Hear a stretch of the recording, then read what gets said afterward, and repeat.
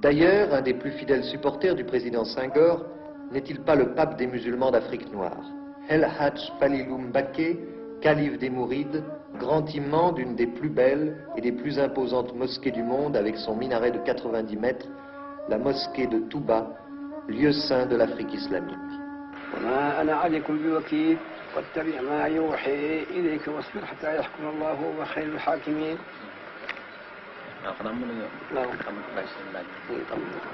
Vous pouvez maintenant, Monsieur Colomès, le calife a fini la lecture de quelques versets du Coran.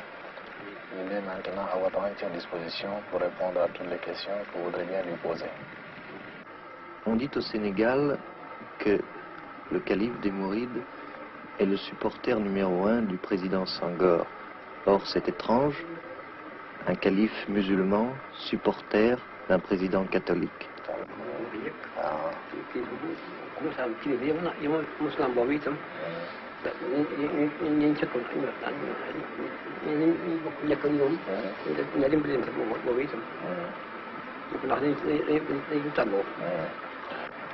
Pour le calife, la politique ne se mêle pas à la religion.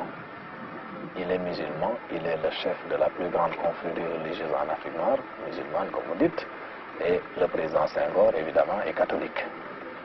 Mais le calife ne s'intéresse pas au président Senghor parce qu'il est catholique, il s'intéresse à lui surtout parce qu'il pense que dans le domaine de la conduite des affaires du pays, le président Senghor est le plus apte, le plus capable. Et pour le calife, les intérêts supérieurs du Sénégal sont au-dessus de toute considération. Évidemment, nous n'allons pas demander au président Senghor de diriger les affaires spirituelles des musulmans. Ce qu'on demande au président Senghor, ce n'est pas sa religion, c'est de conduire le Sénégal sur la voie du progrès, de la paix et de la liberté. Et surtout, tout cela dans le respect des valeurs traditionnelles et spirituelles.